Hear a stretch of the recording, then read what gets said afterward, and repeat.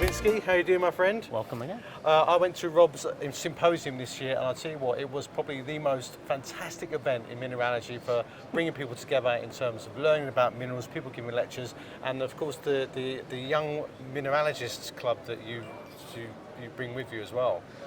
They bring themselves. I think Wow. there were 30 of them. Yeah, that's right. Yeah, so they nucleated at Denver last year with Right, yeah, Lauren yeah. McGaugh, Gowan, I think Fiora, that was brilliant. and now there's And of hundreds. course, what you do, you have, like as you say, from the top end minerals right down to the rare species and everything in between.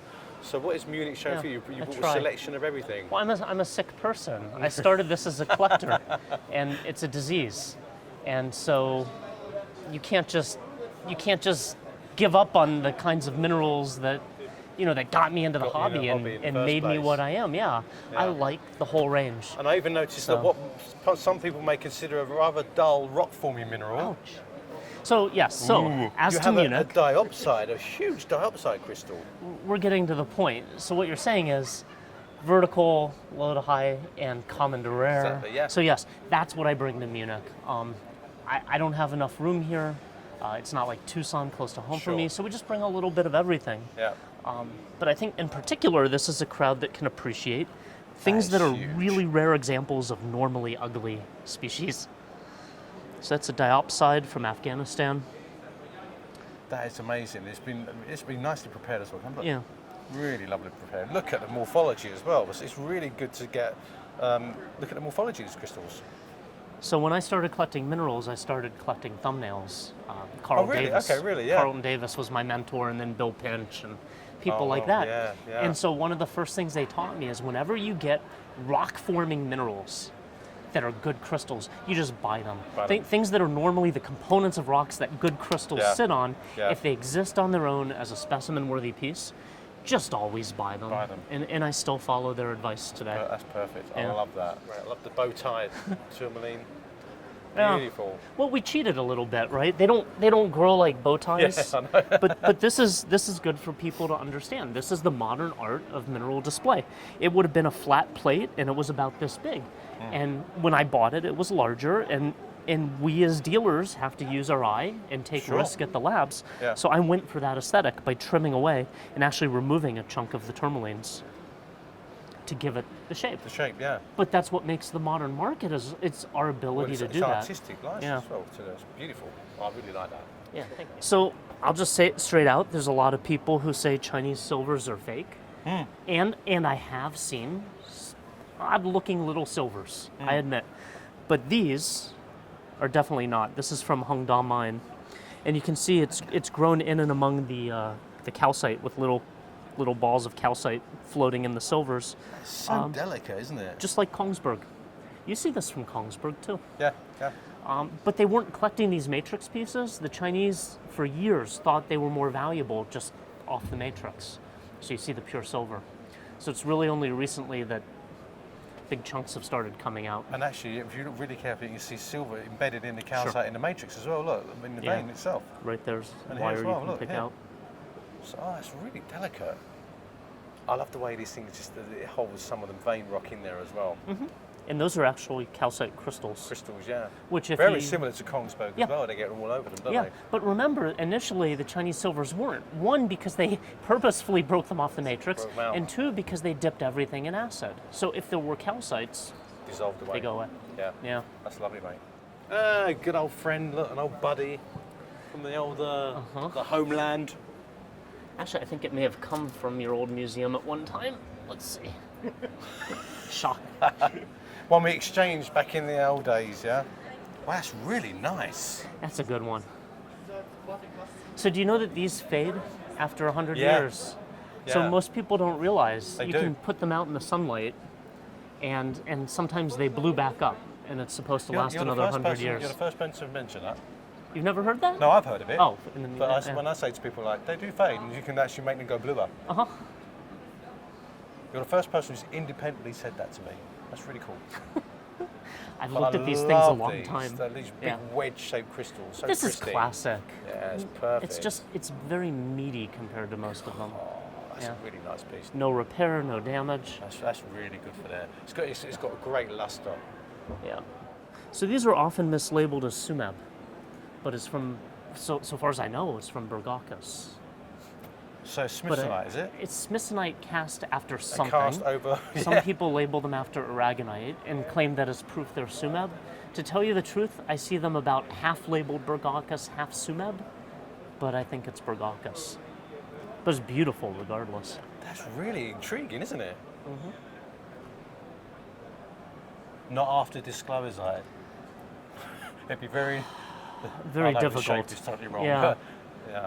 Very nice. I love this. They always get these curves. You get these diopsides, don't you? Recently, that have this sort of curvature. From Nduli, somewhere. Yeah.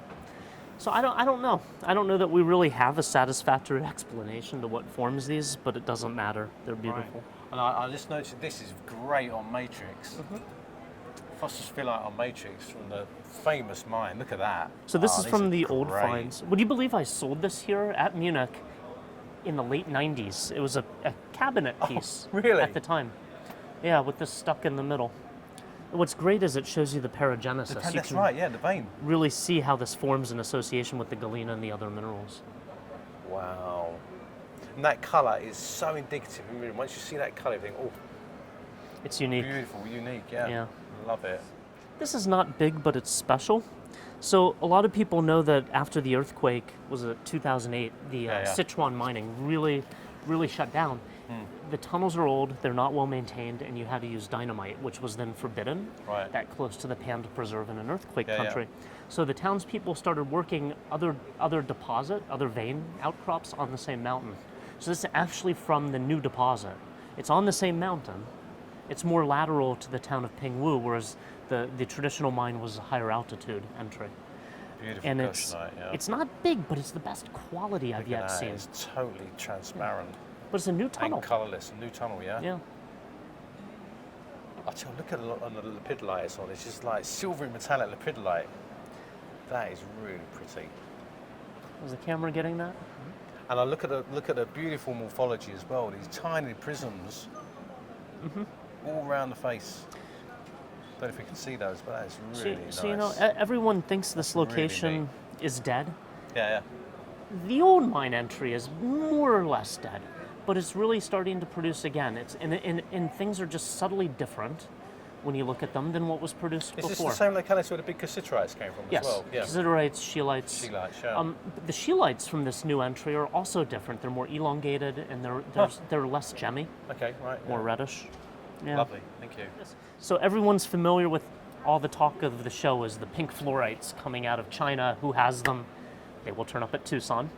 But just before the pink fluorites, they hit pyrrhotite. Wow.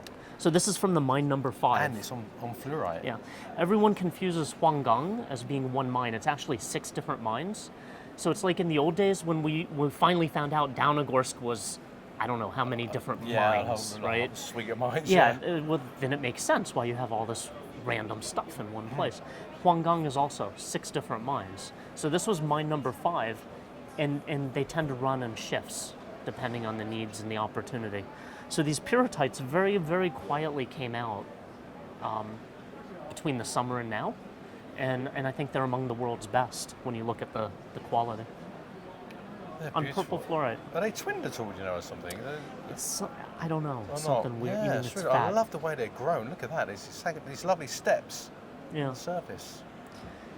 Nice combination on fluorite as well. So at Tucson, you'll see I will have some of the larger ones. Oh, right, okay. Crystals to this size. Oh, wow. So really world class. It sets the bar for the species, yeah? And again from Huanggang. It's crazy. The true story is, and to put China in perspective, Huanggang minerals only have been coming out since one graduate student in Guanghua Liu's department gave a talk at the Beijing University and showed pictures of these things 15 years ago. Before that, it was being mined 30 years. Everything was destroyed. Wow. Well, I'll tell you what, I'll tell our viewers, I was lucky enough to visit your private gallery and your Chinese collection. I'd never seen anything like it. It was incredible. So China's been fun, and for those who think it's too late to play the game, it's not. There's new things every year. Yeah. And in fact, if you want to end, I'll give you a preview of what's coming. Okay, let's go. Can we do that? Yeah, let's have a look. All right. So the find was massive. Wow. And it actually produced enough broken bits and pieces that we could cut. So this is fluorite, red fluorite, and inside there's some lots of curvy fibers. Look at that. Yep. Now we did the rumor mill. We've heard a lot about these things being found, Yep. but to actually when you see them, Put can this we in put a it under the little light there? Go back a bit. Wow, look at that. Yeah. So the problem is you really have to see them in person to compare. Yeah. There's red pink, Yeah. pink red, pink pink, pink white, and then there's the 1,000 pieces that are basically just white. White, yeah. But it's very subtle gradients that are obvious in person that aren't Right. obvious from the videos. Yeah. So myself and a few competitors all hopped on planes and we were in China chasing these things. Wow. But it dispersed so quickly from the mine site Right. that you had to go all over China to chase them down. I see what I love about these is these little random growths as well Yeah. of fluorite around. Yeah. Look at these. Yeah, very distinct. These almost like little babies hanging on. And the biggest ones have more than just babies hanging Sorry, on. yeah, take that. Yep. So this is the best I could carry on the plane at short notice. Oh boy. That is incredible. Is that color coming out? That is So incredible. this is what I call the red ones, but very few are truly red. Most of them are pink of some color. And this is literally from the mine, just washed in water, no oil, no lab, no nothing. Nothing. As it came out of the ground. As it came out of the ground. That is amazing. Yeah. I mean, in the past, the holy grail of fluorite was, of course, the Alpine reds. And then a few years ago, there came the Pakistan reds. Mm-hmm. Pinks. Guanzala pinks. But now these, look at the colour. And actually, if you look really carefully, there's loads of fibres, bissolite fibres inside, curving. There you go. Yeah. That's incredible. So depending on the light, you see more or less of the fibers. Yeah, sure. And again, all these random intergrowths, they're not twinned or anything. Up It's in the just slate for you. it's almost just look at the colour. Yeah, it's shocking. So I actually have video. This one here. I'll show you the video next. In the pocket, and it was a big open pocket. You could walk into it, and the pocket produced in total over 5,000 pieces, although most of them were small. What happened is these fibers that are inside are so prevalent, and whatever geology made this pocket, that the whole pocket is lined in green quartz. That's like half the pocket is lined in green quartz. Yeah. And there's this mat of bissolite over the quartz. And a lot of these fluorites are floaters, single floaters in the bissolite on the quartz. So what happened is when they started cleaning these or power brushing the quartz, all the singles popped off.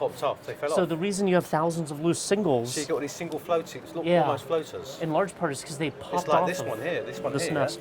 This shows the attachment. Attachment, yeah. Yeah. So the attachments are included with bissolite. Yeah. Yeah.